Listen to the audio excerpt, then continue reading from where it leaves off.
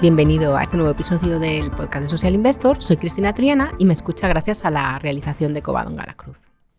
Hoy tenemos un invitado muy especial, porque no solo es una empresa del IBEX, sino que es además uno de los componentes del índice Social Investor, este Best in Class de valores SG, que vio la luz con el nacimiento de Social Investor. Ya tiene un recorrido en noviembre de 2020 y es Enagas. Y está con nosotros José Miguel Tudela, director de Organización y Sostenibilidad de Enagas. Bienvenido, ¿cómo estás? Muy bien, gracias Cristina, un placer. Para hablar de todo lo bueno y además en este momento que es muy interesante porque aparte de que seguimos mucho, nosotros hablamos mucho por ejemplo del activismo en Social Investor, del sector del petróleo, del gas que está ahí, pero es que vosotros también con toda la red de transporte también indirectamente estáis ahí y además estamos en un momento pues muy interesante con el tema de Ucrania. ¿Vosotros creéis que en todo este contexto se está poniendo más en valor el papel que va a tener el gas en el Acuerdo de París? Pues yo creo que sí, que es una realidad que se está viendo a nivel práctico cuál va a ser la realidad del futuro del gas como esquema de transición, ¿no? Yo creo que el modelo futuro es claro, todos los agentes, digamos, lo tenemos claro hacia dónde tender, y es claro que en ese futuro, a nivel de demanda sí es cierto que hay una parte de electrificación de la demanda importante en todo lo que podamos, pero hay una parte que es cierto que por su propia idiosincrasia no va a poder electrizarse, ¿no? Como son transporte marítimo, grandes hornos, y ahí es donde, por ejemplo, la evolución del gas natural a hidrógeno tendrá un papel muy relevante, ¿no? Entonces, yo creo que aquí, en este esquema, es un modelo que no se trata y es muy claro de competir, ¿no? Qué parte va a ser eléctrico, qué va a ser gasista o hidrógeno, sino que cada parte tiene muy clara cuál va a ser ese modelo de futuro y el principal objetivo va a ser la coordinación entre todas las partes y a nivel de Comisión Europea, pues para poner en valor en esa transición al gas, como ahora se está viendo, pues que nos puede un poco resolver el corto plazo, pero teniendo todos claro que el objetivo es navegar hacia ese modelo futuro de medio plazo donde cada uno tenemos un rol bien definido. Esto y además sumado en un entorno de descarbonización que vosotros no, desde luego no es una cosa nueva, lleváis ya muchos años trabajando en ello. ¿Cómo integráis ese objetivo de descarbonizar dentro de vuestra estrategia? Pues mira, ahí, sí decías, don Nuestro, yo creo que llevamos más de 10 años ya con un esquema donde tanto la sostenibilidad a nivel global como la descarbonización a nivel particular está integrado como driver en la estrategia de la compañía, ¿no?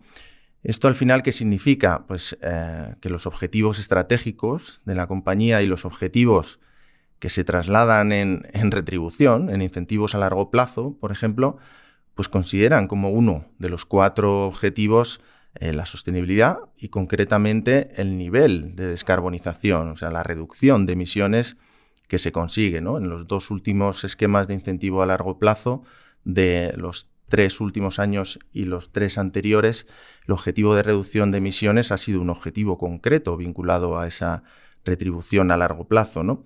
Entonces, es un tema que a nivel cultural tiene una importancia también, porque no es solo una transformación en cuanto a cifras y emisiones, sino que requiere de la involucración de todos los empleados, ¿no? Ha sido una transformación importante en el sentido que operativamente hemos reducido desde 2014 en torno a un 50% las emisiones, o sea, se consiguen resultados importantes. Es cierto que adicionalmente tenemos planes a futuro, pero hay una dimensión de personas que hay detrás de todo este ejercicio que es importante a los distintos niveles, ¿no? A nivel, desde la Comisión de Sostenibilidad, donde cada vez es más recurrente e importante el hecho de decir, oye, vamos a entender bien la descarbonización, vamos a ver cómo establecemos esos objetivos, cómo los seguimos, ¿no? Y también de los empleados que comentaba anteriormente, culturalmente están involucrados en cada uno de los procesos. O sea, han sido cambios muy importantes durante los últimos años en personas y en resultados, ¿no? Y yo creo que, bueno, en esa línea estamos satisfechos cómo está evolucionando. Transformador totalmente en todas las áreas de la compañía, pero es que vosotros tenéis un poquito más de prisa que los demás, porque ya fuera de los compromisos que estamos viendo 250, vosotros os habéis planteado ser net cero en 240. Y en esta carrera así de etapas, ¿cómo os veis en 2030? Porque todo el mundo ahora está muy centrado en tenemos que tener planes a medio ya es a corto, porque 2040 son menos de 20 años para un plan de descarbonización. Entonces, esa media etapa de 230, ¿cómo os veis?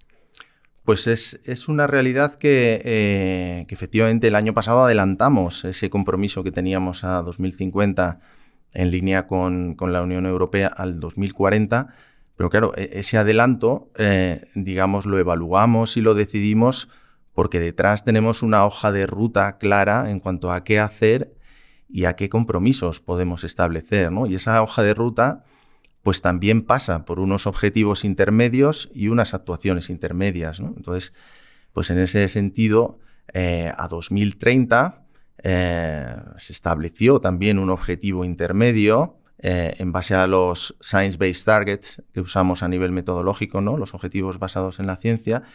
Ese objetivo a nivel del 2030 pues estaría en llegar en torno a un 73% de reducción de emisiones respecto al mismo año origen, ¿no? Que comentaba antes del 50, ¿no? Que sería el 2014, ¿no?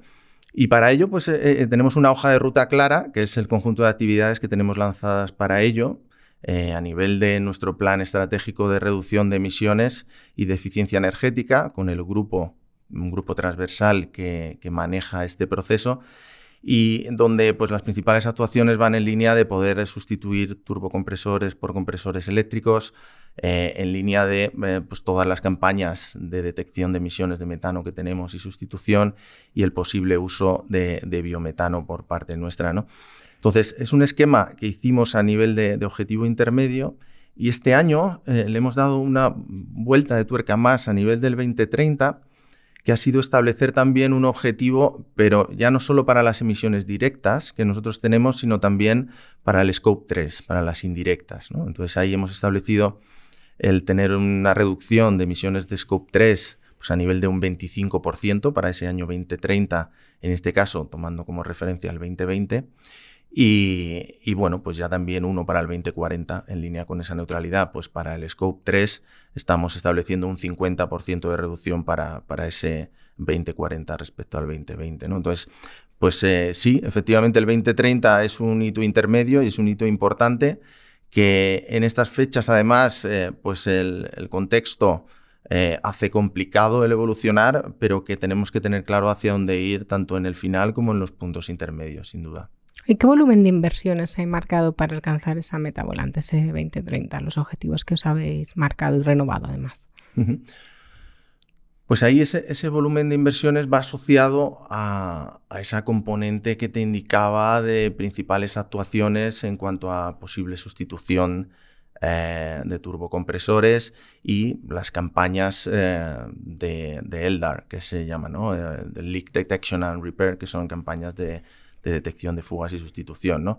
Esta parte es intermedia, va más por gastos operativos, pero las inversiones principales en ese plan sí es en esa sustitución de turbos, ¿no? Que pues, a nivel de volumen pues, estarán en torno a pues como 8 millones por turbo, una cosa así. Habría que mirar, dependiendo del número que vayamos consiguiendo, cómo evolucionar a ese total, ¿no? Entonces eso, la parte de descarbonización propia. Lo que está más en revisión ahora es la parte de inversión hacia afuera a nivel de, oye, pues cómo introducir la parte de hidrógeno y demás, que sí es un esquema más a alinear con Europa y tener toda la foto coordinada, ¿no? Se ha apuntado mucho una transformación interna de la compañía, incluyendo los objetivos ESG también en el esquema de retribución. Hablas del Scope 3, que también es una demanda que está habiendo a nivel de inversores internacionales. ¿Estáis notando que todas estas, digamos que todos los esfuerzos que estáis haciendo en esta materia están teniendo una repercusión también en la base de vuestros accionistas? Es decir, los inversores ESG están buscando, entrando, interesándose más por Enagás? Pues fíjate, yo lo comentaba el otro día con el responsable de relación con inversores, ¿no? Que realmente, por un lado, es cierto que cada vez es más difícil el identificar por nuestra parte cuáles son los inversores ESG, ¿no? Porque a día de hoy, igual que nosotros evolucionamos integrando la sostenibilidad cada vez más en la operativa de la compañía, también los inversores están cada vez más integrando el ESG dentro de su operativa global. Entonces, la práctica totalidad de los inversores ya tienen una parte muy importante de ESG a la hora de decidir sus carteras de inversión, ¿no? Entonces, dicho esto, pues los últimos análisis que se tienen a nivel de relación con inversores pues nos dan cifras pues en torno a un 42-45% de los inversores tienen foco en ESG. Pero es cierto que más allá del porcentaje, el indicador que comentabas en cuanto al interés, se está viendo cada vez más en el feedback que tenemos de ellos, ¿no? Las preguntas que reciben, si nos comentan, cada vez son más detalladas y con más foco. Dentro de lo que es el proceso de engagement con esos inversores, nosotros hacemos un roadshow anual de sostenibilidad gobierno corporativo, donde pues tanto el responsable de relación con inversores, Secretaría General y yo mismo vamos a los principales inversores y ahí estamos realmente apreciando esa evolución que tú comentabas, ¿no? Pues las preguntas específicas a nivel de detalle, de Scope 3, descarbonización, cada vez son más importantes. Ya no se quedan en una superficialidad de decir, oye, me gustaría que tuvieras esto. No. O sea, por ejemplo, el esquema de Net Zero hasta hace poco era valorado positivamente. Hoy ya es algo requerido por los inversores, no es algo que tú no puedas tener, ¿no? Es algo que es un must, ¿no? A día de hoy.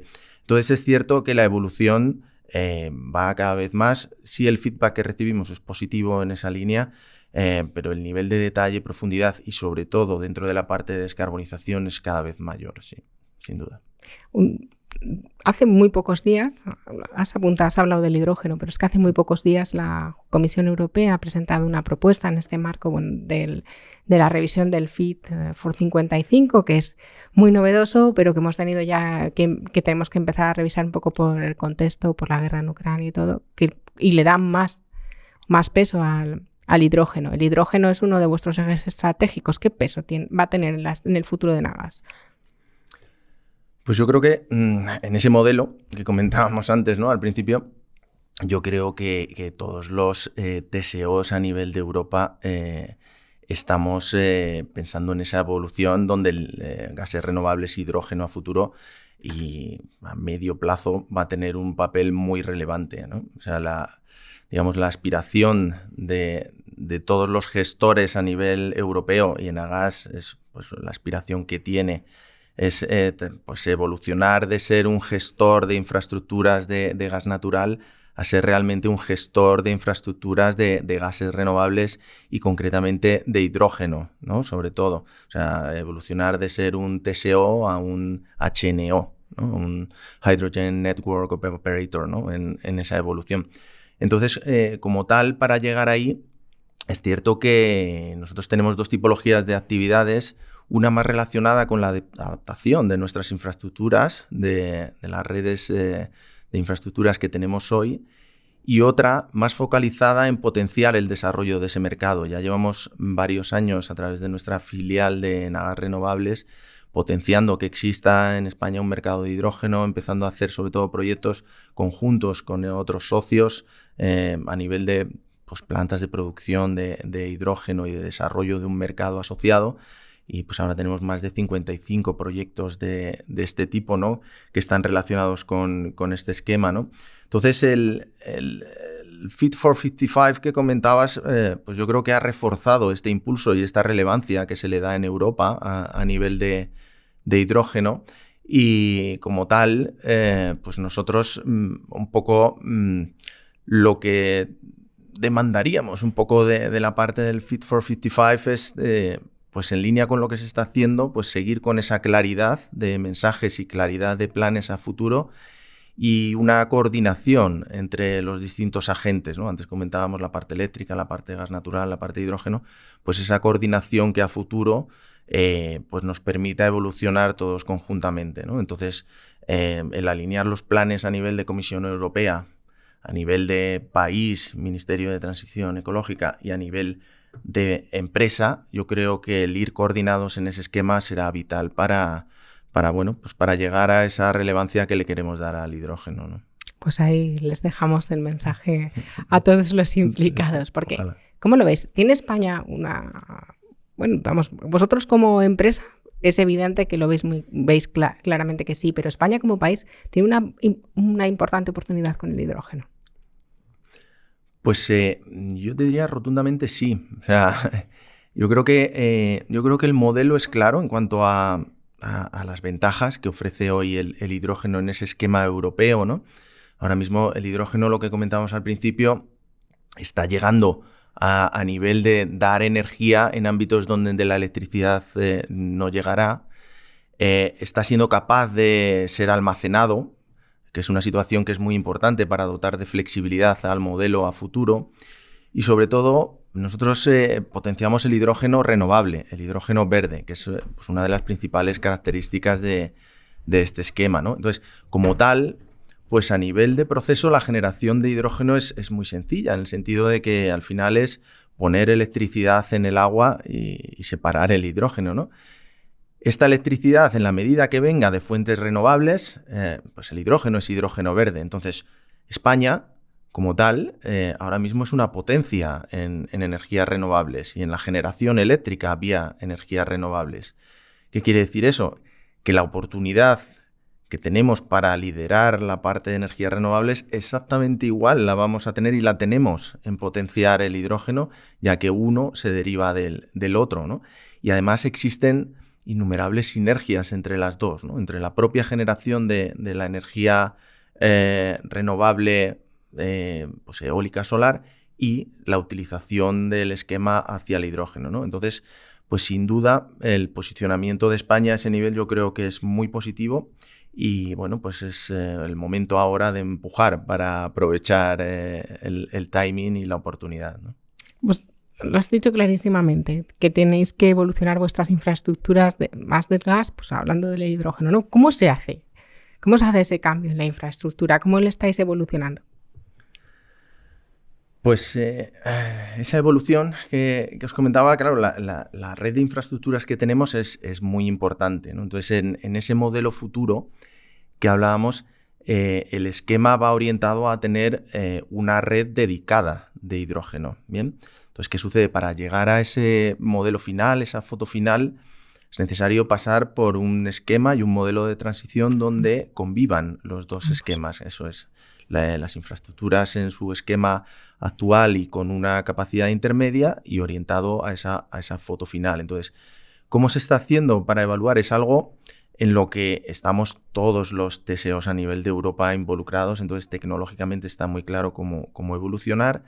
Y el esquema es una parte realmente evolucionar los existentes, o sea, adaptar infraestructuras existentes para llegar a esa red final, y otra parte será construir infraestructura nueva, ¿no? Entonces el equilibrio de esos dos es lo que llegará a esa red dedicada final, ¿no? Entonces, pues a nivel de Europa, en la iniciativa a nivel de European Hydrogen Backbone, pues está estimando más o menos que el 60% de las infraestructuras de esa red final serán infraestructuras adaptadas, en línea con lo que comentamos, y por otro lado, es el 40% será construcción nueva, será infraestructura nueva, ¿no? Entonces, pues ese es el plan que ahora mismo estamos abordando, ¿no? Organizativamente, ya hemos generado un ámbito específico orientado a cubrir toda esa planificación de adaptación por un lado o construcción nueva por otro, de infraestructuras específicas orientadas a esto a nivel de España y en coordinación con Europa, ¿no? Entonces esas son las vías que estamos abordando. Hablábamos al principio, ese es el futuro, el hidrógeno. Hablábamos al principio del gas, de la importancia, ¿no? Que quizás había ganado más peso, más visibilidad lo necesario que va a ser para poder llegar hasta el Acuerdo de París, y estamos viendo, pues, por la crisis energética también la importancia de la capacidad de regasificación que tiene España y lo importante que puede ser esto, pues, por el invierno que nos puede venir, que está ahí. Vosotros, ¿cómo estáis? Enagás, ¿qué está haciendo concretamente en esta materia? Pues yo creo que, bueno, estos meses atrás nos estamos dando cuenta un poco de que realmente el diseño que tenemos a nivel de sistema gasista español es cierto que nos está dando una posición a nivel país y a nivel empresa pues muy positiva en cuanto a la diversificación que puede generar a nivel de fuentes de suministro, ¿no? En ese esquema. Y esa diversificación pues es una palanca clave para asegurar la garantía de suministro internamente en España y para poder evolucionar a mejorarla a nivel europeo, ¿no? Entonces, pues el rol ahí de Enagás es clave, ¿no? Pues en esa diversificación ahora mismo en el sistema gasista español hay, bueno, pues por un lado lo que nos entra de gas por interconexiones internacionales, tenemos 6 interconexiones, y lo que nos entra pues a través de los barcos en las plantas de regasificación que comentabas, que tenemos a nivel de sistema otros 3, ¿no? Entonces, Enagás como tal gestiona la totalidad de las conexiones y a nivel de plantas, 3 de ellas son propiedad integrada de Enagás, 2 de ellas tenemos una participación pues mayor del 50%. Entonces, claro, el rol que tenemos en esa gestión es muy importante, ¿no? A nivel operativo. Para que te hagas una idea en lo que va de año, en esa diversificación de fuentes entre pues, la parte que entra por gasoducto o la parte que viene por gas licuado, el 75% nos ha entrado por buques. Y para dar una idea de esa diversificación de fuentes, por ejemplo, durante todo el año anterior, lo que nos entró por buques, que va asociado a eso, vino de 14 países distintos, ¿no? ¿Qué quiero decir? Que la foto está muy diversificada y el riesgo de poder no tener un input de alguno de ellos pues es bastante bajo, ¿no? En ese esquema a día de hoy Estados Unidos es quien es el suministrador principal a nivel de esos buques, pero esa diversificación es muy importante, ¿no? Entonces, pues a nivel europeo, pues eso suma muchísimo, en el sentido de que, oye, pues ahora mismo somos el país a nivel europeo que más plantas de este tipo, que más plantas de regasificación tiene, ¿no? Para disminuir ese riesgo de no aprovisionamiento del gas ruso.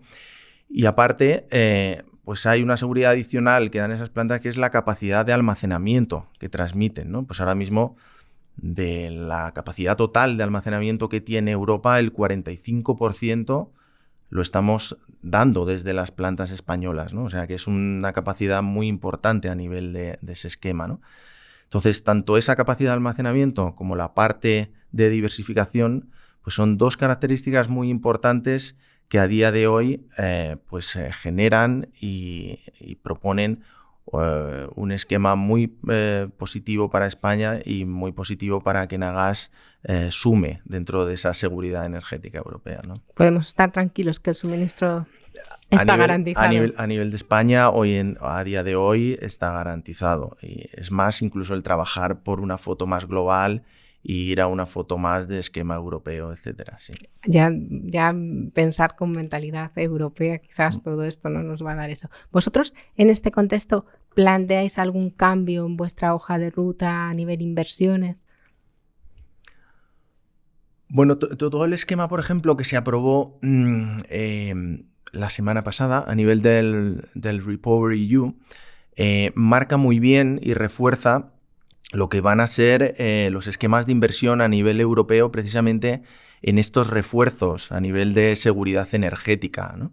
Entonces, son esquemas que además, a nivel de contexto, refuerzan el uso cooperativo y colaborativo de las infraestructuras que comentabas anteriormente, y sí que pues dan a España un rol algo mayor pues en ese esquema de resiliencia energética que es necesaria a nivel europeo, ¿no? Entonces es cierto que España en ese esquema tenemos una oportunidad ahora muy importante pues de poner en valor nuestras infraestructuras a nivel de lo que comentábamos antes, tanto de diversificación de orígenes y de almacenamiento. Y aparte es un esquema que también a nivel de desarrollo de energías renovables, comentábamos que tiene un rol privilegiado, ¿no? A nivel de producción, transporte interno y consumo interno, y a nivel de exportación potencial a futuro, ¿no? Entonces, son dos ejes que a nivel de futuro España está en muy buen posicionamiento y que próximamente realizaremos una actualización estratégica en línea a poder potenciar cada uno de esos valores y poder ver esos esquemas de inversión como poder, entre comillas, coger el órdago que está mandando la Comisión Europea y apostar realmente por estos principios, ¿no?